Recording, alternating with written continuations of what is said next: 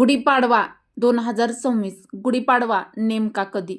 18 मार्च की 19 मार्च? अमावस्या, तिथी आणि पंचांगाचं खरं रहस्य. मित्रांनो, लवकरच 2026चा गुढीपाडवा जवळ येत आहे. पण यावर्षी एक विचित्र गोष्ट घडत आहे. महाराष्ट्रात अनेक लोक विचारत आहेत, गुढीपाडवा नेमका 18 मार्चला आहे की 19 मार्चला आहे? लोकांच्या मनामध्ये खूप गोंधळ निर्माण झालेला आहे. मित्रांनो, याबद्दल पंचांग नेमकं काय सांगत आहे? मित्रांनो, काही पंचांगात गुढीपाडवा 18 मार्च रोजी सांगतात, तर काही विद्वान गुढीपाडवा 19 मार्च रोजी सांगतात. आणि इथेच एक मोठा प्रश्न निर्माण होतो. त्यामुळे बऱ्याच लोकांच्या मनामध्ये एक गोंधळ निर्माण झालेला आहे. नेमकं काय करावं आणि काय टाळावं? जर आपण चुकीच्या दिवशी गुढी उभारली तर त्या वर्षाचे शुभफळ कमी होऊ शकते का? आजच्या या व्हिडिओमध्ये आज आपण जाणून घेणार आहोत, गुढीपाडवा नेमका कधी साजरा करायचा? 18 मार्च की 19 मार्च? अमावस्या तिथीचा याच्याशी काय संबंध आहे? पंचांग आणि शास्त्र नेमकं काय सांगतात? आणि शेवटी योग्य दिवस कोणता? पण त्याआधी गुढीपाडव्याचे आध्यात्मिक महत्त्व समजून घेऊया. नमस्कार मित्रांनो, श्री स्वामी समर्थ. मित्रांनो, आजचा दिवस तुम्हाला खूप छान, सुखाचा, आनंदाचा जाओ हीच स्वामी महाराजांच्या चरणी प्रार्थना करून आजच्या या आपल्या नवीन व्हिडिओला सुरुवात करूया. मित्रांनो, व्हिडिओमध्ये पुढे जाण्याआधी कमेंट बॉक्समध्ये श्री स्वामी समर्थ किंवा जय माता लक्ष्मी नक्की लिहा व व्हिडिओला एक लाईक करून आपल्या मराठी रोहिणी किचन चॅनलला सबस्क्राईब देखील जरूर करा. मित्रांनो, आपल्या हिंदू धर्मामध्ये गुढीपाडव्याचे आध्यात्मिक महत्त्व अनन्यसाधारण असं आहे. मित्रांनो, गुढीपाडवा हा फक्त सण नाही, तर हा मराठी नववर्षाचा पहिला दिवस आहे, अशी आपल्या हिंदू धर्मामध्ये मान्यता आहे आणि आपली श्रद्धा देखील आहे.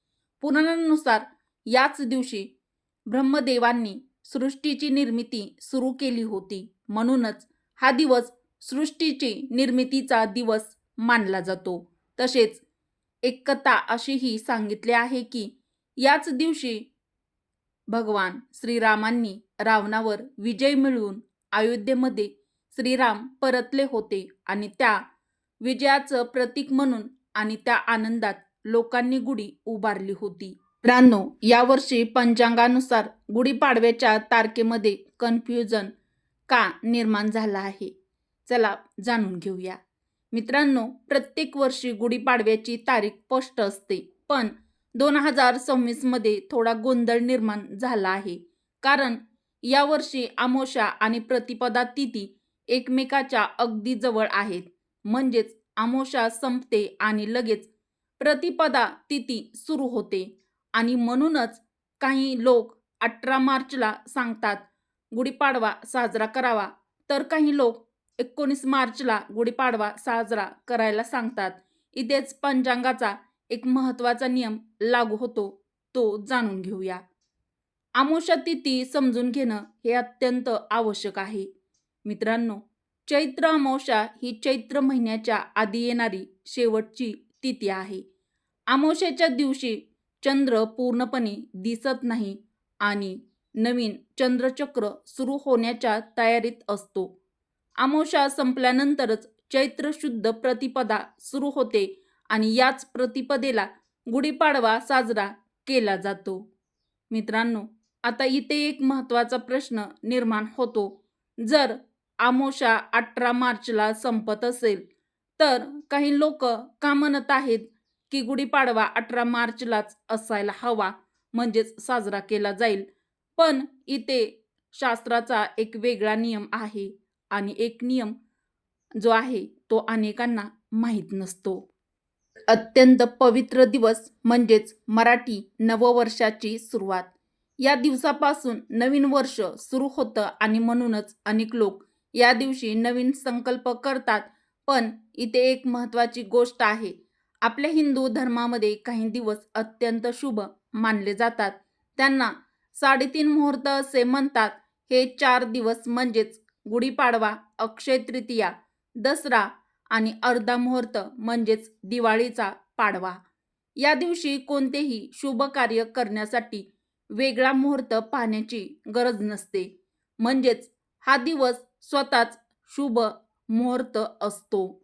चला आता जाणून घेऊया पंचांगाचा नियम काय सांगतो ते. हिंदू धर्मात सण साजरे करताना एक अत्यंत महत्त्वाचा नियम पाळला जातो. तो म्हणजे सूर्योदयाच्या वेळी कोणती तिथी चालू आहे.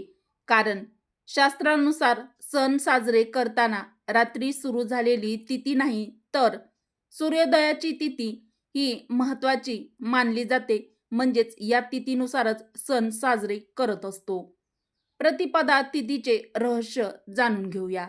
2026 मध्ये चैत्र शुक्ल प्रतिपदा ही तिथी 18 मार्चच्या रात्री सुरू होते आणि 19 मार्चच्या सकाळी चालू असते. म्हणून आता प्रश्न निर्माण होतो, जर प्रतिपदा 18 मार्चलाच सुरू झाली तर गुढीपाडवा 18 मार्चला का नाही? याचं उत्तर खूप रहस्यमय म्हणजेच रोचक आहे. मित्रांनो, व्हिडिओमध्ये पुढे जाण्याआधी व्हिडिओला एक लाईक अवश्य करा. मित्रांनो, पंचांगानुसार जर एखादी तिथी सूर्योदयाच्या वेळी चालू असेल तर तो सण त्या दिवशी साजरा केला जातो. आणि 2026 मध्ये 19 मार्चच्या सूर्योदयाच्या वेळी चैत्र शुद्ध प्रतिपदा चालू आहे. म्हणूनच गुढीपाडवा 2026 19 मार्चला साजरा करणे अधिक योग्य मानले जाते. मित्रांनो, पंचांगानुसार 2026 मध्ये अमावस्या तिथी 18 मार्च सकाळी 8:25 सुरू होते आणि 19 मार्च सकाळी 6:52 समाप्त होते. अमावस्या संपल्यानंतर लगेचच चैत्र शुद्ध प्रतिपदा सुरू होते आणि हिंदू कालगणनेनुसार चैत्र शुद्ध प्रतिपदेलाच गुढीपाडवा साजरा केला जातो. आणि म्हणूनच 19 मार्च 2026 वार गुरुवार या दिवशी गुढीपाडवा साजरा केला जाणार आहे. आणि या दिवशी गुढी उभारण्यात कोणताही दोष मानला जात नाही. तर मित्रांनो, गुढी उभारण्याचा शुभ वेळ काय आहे? तर गुढी उभारण्याची शुभ वेळ जाणून घेऊया. गुढीपाडव्याच्या दिवशी गुढी उभारण्याचा सर्वात शुभ वेळ सूर्योदयापासून ते दुपारी 12 वाजेपर्यंत आहे. या वेळेत गुढी उभारल्यास तुम्हाला विजय, सुख, समृद्धी आणि माता लक्ष्मीची कृपा तुमच्या घरात राहते असे मानले जाते. गुढीपाडव्याच्या या शुभ दिवशी सोने, चांदी खरेदी करणे, लग्न, घर खरेदी करणे, नवीन व्यवसायाची किंवा नवीन कामाची नवीन सुरुवात करणे, या सगळ्यांसाठी हा गुढीपाडव्याचा दिवस अत्यंत शुभ मानला जातो. पण मित्रांनो, गुढीपाडव्याच्या दिवशी अनेक लोक फक्त गुढी उभारतात, गोडधोड बनवतात आणि सण साजरा करतात. पण मित्रांनो, आपलं हिंदू धर्मशास्त्र सांगतं की या दिवशी काही विशेष सेवा आणि दान केल्याने आपल्या घरात वर्षभर सुख, समृद्धी आणि माता लक्ष्मीचा वास आपल्या घरामध्ये वाढतो. मित्रांनो, गुढीपाडव्याच्या या पवित्र दिवशी माता लक्ष्मीची कृपा प्राप्त करण्यासाठी व आपल्या घराची भरभराट होण्यासाठी अजून काही छोटे उपाय गुढीपाडव्याच्या दिवशी हे आवर्जून नक्की करा. तर गुढीपाडव्याच्या दिवशी गरिबांना अन्नदान करा, मंदिरात नारळ अर्पण करा, घरात देवघरासमोर तुपाचा दिवा लावा, देवाचं नामस्मरण करा. यामुळे घरात सकारात्मक ऊर्जा वाढते. मित्रांनो, गुढीपाडवा हा फक्त सण नाही, तर तो नवीन सुरुवात, आशा आणि विजयाचे प्रतीक आहे. म्हणून या दिवशी घर स्वच्छ ठेवा आणि आनंदाने गुढी उभारा आणि देवाची प्रार्थना करा आणि नवीन वर्षाची सुरुवात अत्यंत आनंदाने आणि सकारात्मकतेने करा. मित्रांनो, तुम्हा सर्वांना गुढीपाडव्याच्या हार्दिक शुभेच्छा. मित्रांनो, उपयुक्त व्हिडिओ तुम्हाला कसा वाटला ते देखील कमेंट करून नक्की कळवा. उपयुक्त माहिती आवडली असेल तर व्हिडिओला एक लाईक अवश्य करा व आपल्या मराठी रोहिणी किचन चॅनलला सबस्क्राईब देखील जरूर करा.